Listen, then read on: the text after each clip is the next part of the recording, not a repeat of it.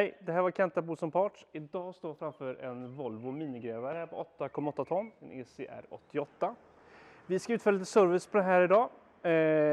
Bakom här är motorn uppfälld och klar, så ni får följa med runt här så ska vi visa vad vi ska byta ut. Här framför mig har jag motorn uppfälld och klart här för att börja mitt arbete på servicen. Det första vi ska göra egentligen här, det är att byta ut olja på motorn och sen byta även nytt filter. Innan vi påbörjar servicen så ska vi se till så att det inte kommer en massa onödiga spillrester på golvet. Så därför kommer vi använda våra absorberingsark, så säljer vi 5-pack och i storpack. Så de här tänker jag lägga ut nu under maskinen så att vi inte får onödig oljespill på golvet.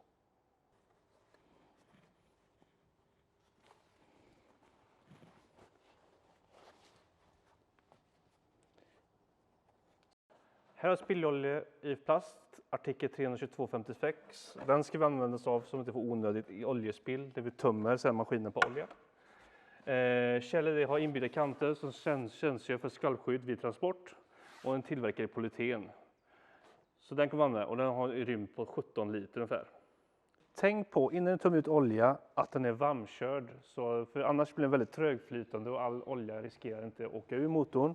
Så har den varmkört så det blir en god viskositet så den kommer ut så vi kan byta ut på ny färsk olja. Så, nu tömmer den på olja här.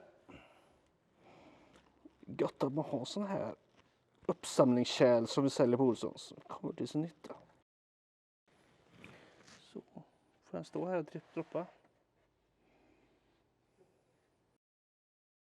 Yes, det var lite dåligt tryck här på utsläppet så jag öppnar upp oljepluggen här och så får vi mer luft så vi bättre flöde när vi tömmer den på olja.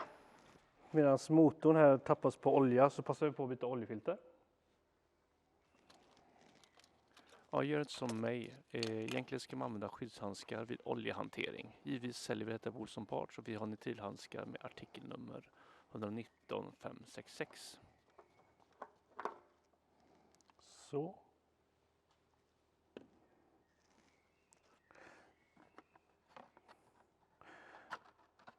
Och här har vi en helt nytt oljefilter på Olsson Parts. Som vi byter ut.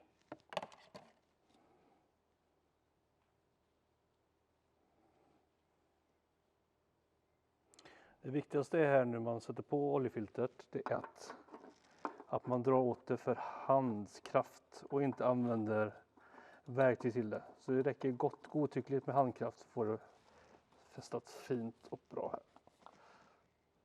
Så, där sitter det. Nu ska vi fylla på ny olja och lämpligen ha ett plastmått här av artikel 160-121-53.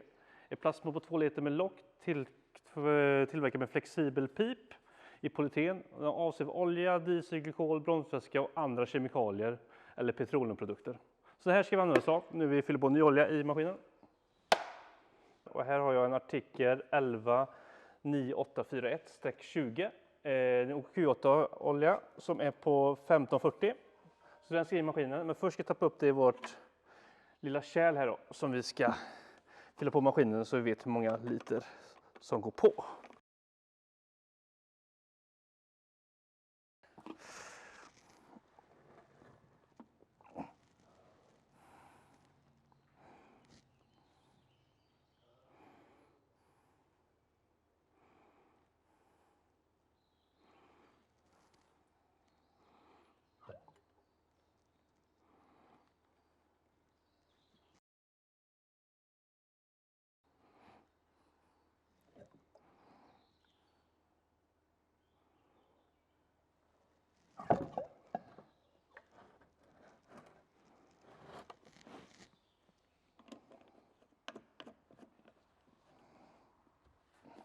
Så. Ja, på den här motorn går in 11,5 liter olja. Vi har 2 alternativ att fylla på olja, antingen här nere eller där uppe. Men vi väljer att ta den här skruven på fylla på olja helt enkelt.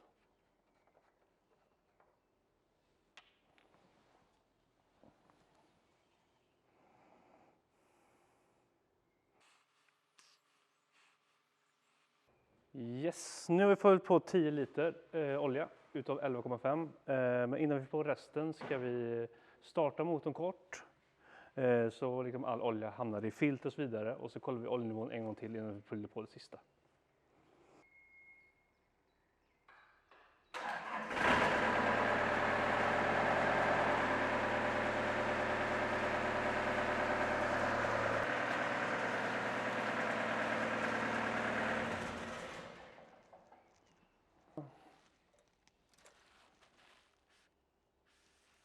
Så efter motorn har gått nu en liten stund så har liksom all olja i motorn kunnat rinna ner. Ta tag i en oljestickan, får upp sitt värde så det inte överfyller motorn med olja. Så vi väntar en liten stund och sen har vi fyllt på resten av olja. Så nu är den här motorn helt klar. Så lycka till nu med ditt oljebyte och hej då!